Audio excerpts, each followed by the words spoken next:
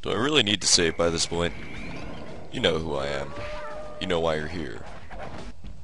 You know what you've been waiting for. You want to get out of Utah, but you don't have a clue how.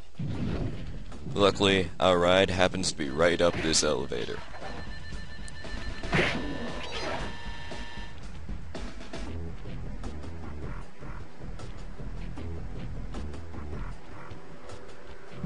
It is our last call.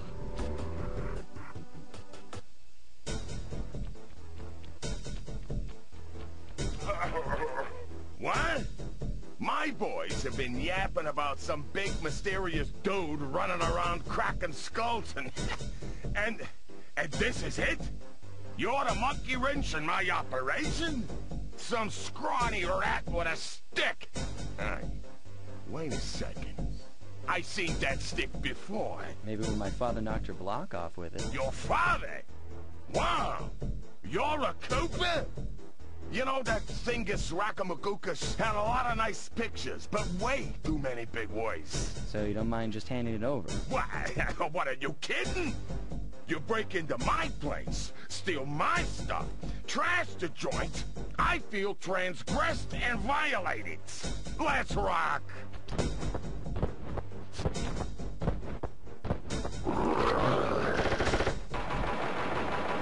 Alright, entire point of this boss fight. First off, you want to avoid his bullets. They will seek you in. As long as there's something in between you and him, he cannot hit you. Another tip is to make sure that you jump whenever he shoots at you, which it seems a fair amount of people don't realize you can jump. My beautiful gun is destroyed. Good thing I got a spare upstairs. So the basic idea is that we will be hitting these mirrors, and if he shoots at the mirror, they will reset. But luckily this isn't done often. Doesn't stop the fact that I did not hit that mirror, though. Oh well, we'll be back for it later. In the meantime, he is still going to chase us around, and this is a tough fight until you realize that you can just jump over his bullets after he shoots, which then makes it into a piece of cake. I'm not entirely sure what you're doing. I'm assuming that you're somehow melting or burning his guns or something. Otherwise, it's just that you're spinning mirrors and causing them to light up these crystals. I don't know, I guess it's not as clear-cut as some of the other boss fights in the game, but oh well. Now it's just a case of running all the way back.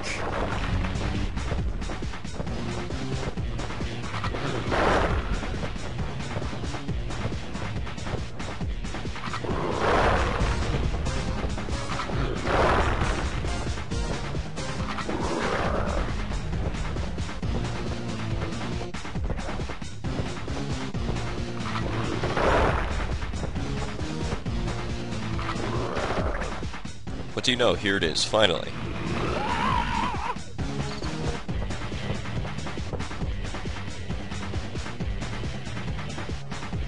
And now we are on to the final section of the fight, where we have to spin the mirrors.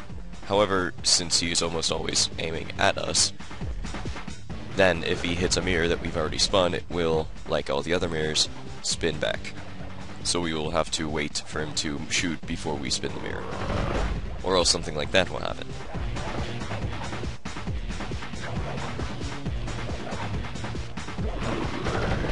Luckily, a good tip with this section of the fight is that you don't actually have to go on every single one of those points. You can easily skip a few of them, because of how they are set up. If you go at an angle, then you never have to worry about being hit. And in this case, we've only got one more to go before he's destroyed. This is impossible.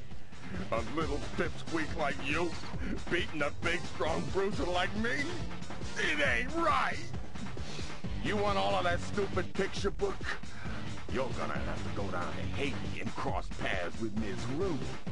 And then believe you me, you don't want to be you. Mugshot section of the Thievius Raccoonus contain an entry from my gunslinging ancestor, Tennessee Kid Cooper.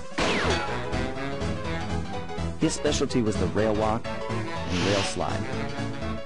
Moves perfected through a lifetime of theft in the Old West. Getting out of town proved to be a little more challenging than getting in. Having just missed us, Inspector Fox went for the next best thing and dragged that canine steroid case off to jail.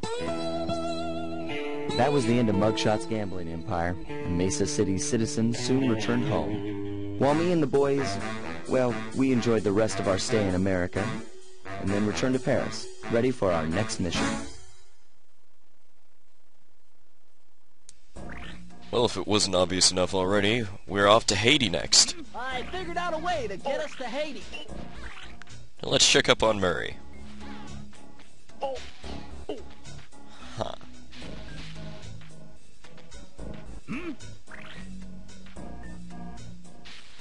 Game on, Murray. Game on.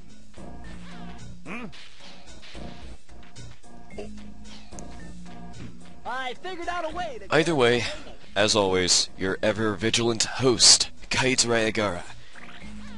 Next time, we're going to Haiti. So long.